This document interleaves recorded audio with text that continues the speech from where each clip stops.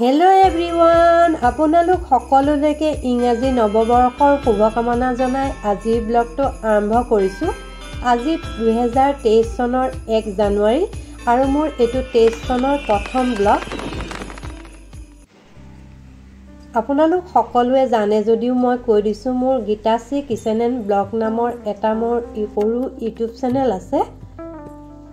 আৰু মোৰ পৰিচয় হ'ল মই ঢলাবিলৰ জিয়ৰী আৰু বৰ্তমান ৰঙাপাৰাৰ বোৱাৰী আৰু এটা সাধাৰণ মধ্যবিত্ত পৰিয়ালত মই জন্মগ্ৰহণ কৰা আৰু এটা সাধাৰণ মধ্যবিত্ত পৰিয়ালতে মোৰ বিয়া হৈছে।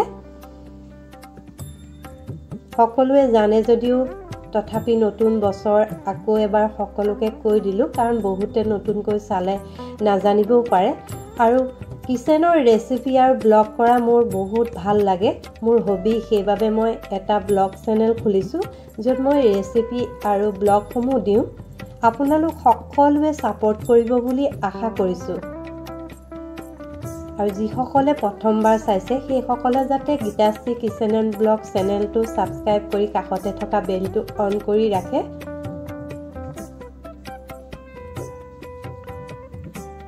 আৰু এয়া আজি ৰাতিপুৱাই গা পা ধুই মন্দিৰত আমাৰ চাৰিটা চাকি এগছ জ্বলাই দিলো। মোৰ ঘৰত চাৰিটা পৰিয়াল বৰ্তমান আৰু মোৰ শাহুমাৰ অকমান গাটো বেয়া হৈ আছে সেইবাবে শাহুমাৰো এগছি এয়া চাকি জ্বলাই দিছো যাতে মায়ো আৰোগ্য লাভ কৰে।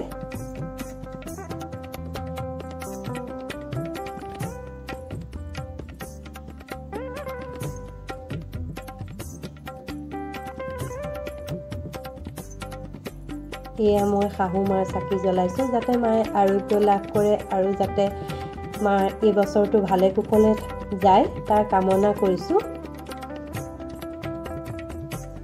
আৰু আশা কৰিছো আপোনালোক সকলোৱে মোৰ এই চেনেলটো সাপোৰ্ট কৰি মোক আগবাঢ়ি যোৱাত সহায় কৰিব বুলি।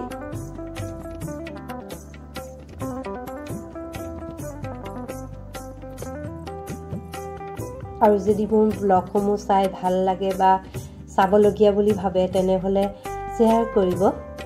এই নতুন বছৰৰ প্ৰথম দিনটোত আশা কৰিছো যাতে আপোনালোকৰ লগত মোৰ সম্পৰ্ক আৰু গভীৰ হয় আৰু শেষত পুনৰবাৰ মই নৱবৰ্ষৰ আকৌ শুভকামনা জনাই আজি ব্লগটো শেষ কৰিছো। হেপী নিউ ইয়াৰ।